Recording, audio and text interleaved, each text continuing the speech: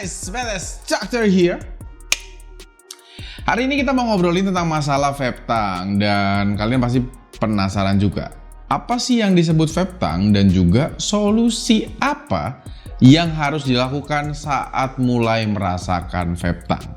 Oke, kita akan bahas dulu setelah opening berikut ini. Cidu.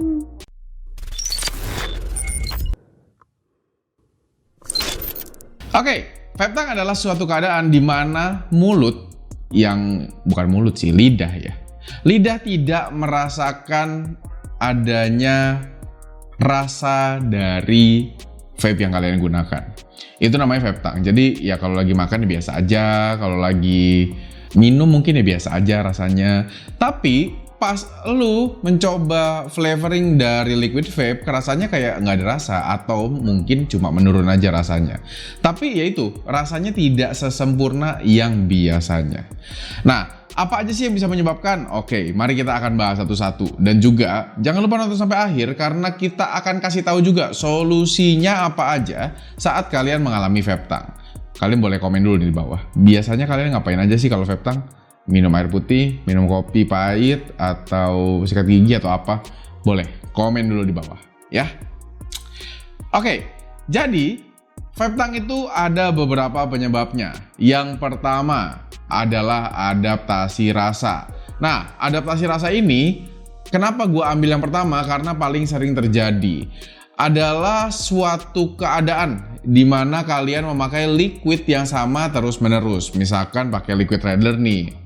Terus kalian pakai Radler terus dan seringkali chain vaping sehingga kalian sudah hafal sekali rasanya dan ternyata setelah 1 minggu sampai 2 minggu ke depan jatuhnya rasa yang didapatkan dari si liquid Radler ini tidak sempurna seperti pada awal saat kalian menggunakannya. Nah, yang kedua adalah karena settingan yang kalian gunakan speedback. Kok bisa? Masalahnya di mana? Kalau kalian menggunakan settingan yang speedback, kemungkinan besar nikotin akan masuk ke bagian dari dalam rongga mulut dan tentunya juga ke permukaan lidah. Dan dari permukaan lidah inilah dia bisa mengganggu rasa yang diharapkan muncul. Kok bisa sih mengganggu? Karena nikotin ini sifatnya juga termasuk iritatif apalagi jika terkena langsung pada bagian rongga mulut dalam bentuk cair. Sehingga akhirnya bisa mengganggu saraf-saraf pada lidah dan dia akhirnya tidak sesensitif dari biasanya. Oke, yang ketiga adalah problem dari saluran pencernaan. Teman-teman di sini mungkin banyak sekali yang sering ngerasain problem asam lambung. Nah, problem asam lambung ini juga sering kali naik dipicu oleh penggunaan dari nikotin tinggi dalam jangka yang panjang. Nikotin tinggi seperti apa? Ya jelas, nikotin tinggi yang tidak sesuai pada device-nya. Misalkan kalian gunakan Saltnik tapi pada OHM rendah yang RDA 2 coil, itu nggak cocok sama sekali. Nah, saat dipakai dan akhirnya asam lambung naik, asam lambung itu bisa melapisi bagian atas dari permukaan lidah. Cara ngeceknya gampang, kalian lihat aja lidah dari teman kalian suruh melihat begini.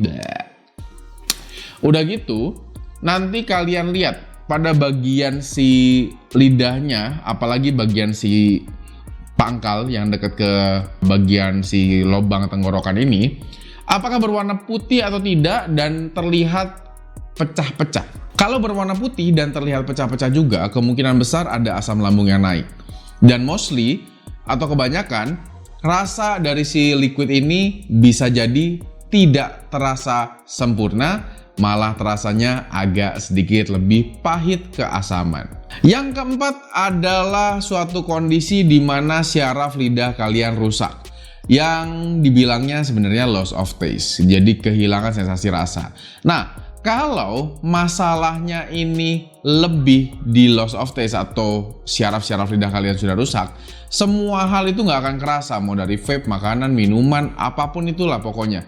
Nggak akan kerasa normal pada bagian lidah. Jadi rasanya loh, kok kayaknya nggak kerasa apa-apa ya? Kok kayaknya makan rasanya aneh banget ya? Mungkin kalau gue bilang ya rasanya saat seperti kalian COVID. Di sini ada yang pernah COVID nggak sih? Nah, rasanya seperti itu, dimana kalian ngerasain makanan kok nggak ada rasanya. Nah, itu adalah salah satu contoh dari loss of taste. Itu semua adalah masalah utama kenapa kalian bisa merasakan vape tongue. Lalu solusinya apa? Nah, pasti ada yang udah jawab minum kopi pahit. Terus ada yang udah jawab juga minum air putih. Ada yang jawab juga sikat gigi dan kawan-kawannya lah pokoknya. Yang paling tepat saat kalian merasa vape tongue adalah dengan pertama, kalau misalkan kalian mau, ya ganti rasa liquidnya. Kalau misalkan ternyata problemnya adalah adaptasi rasa. Kedua, berhenti dulu nge-vape-nya. Kasih jarak sekitar 3-4 jam. Relaksasikan dulu diri kalian. Jangan dibawa terlalu capek dulu. Bisa juga karena mungkin pekerjaan yang sangat penat dan lain-lain. Ketiga itu kalian bisa sikat gigi dan juga sikat lidah kalian. Baru tuh yang keempat, kalian minum air putih ataupun kopi pahit itu hanya untuk membantu menetralkan kembali rasa-rasa di dalam lidah. Nah, makanya coba dulu dari yang 1 sampai 2, 3, dan 4. Nah, baru nih, itu berurutan. Yang 1 dulu dicoba, 2 dulu dicoba, 3 dulu dicoba, kalau nggak ada ya berarti baru yang keempat. Gitu. Tapi yang paling penting adalah nikotin tuh akan hilang sekitar 8-10 jam dari dalam badan. So, alangkah lebih baiknya untuk kalian tidak menggunakan vape secara chain vaping dan juga mengurangi durasi untuk nge-vape juga saat kalian merasakan vape tongue. Oke, mungkin segitu aja yang bisa gue ceritain hari ini. Semoga ini dapat nambah referensi kalian untuk edukasi dan lain-lainnya. Dan kalau kalian bertanya-tanya, ini device apa yang gue pakai? Ini adalah EasyVerse.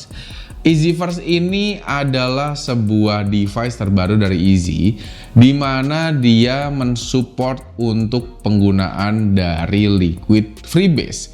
Hingga liquid Radler yang 70/30 aja bisa digunakan di sini, rasanya juga maksimal dan tidak terasa cepat gosong. So, mungkin segitu aja. Jangan lupa untuk pakailah nikotin secara bertanggung jawab. Pakailah vape jika kalian sudah berumur 18 tahun ke atas. And I'll see you in the next video. Beta Seto sign out and goodbye.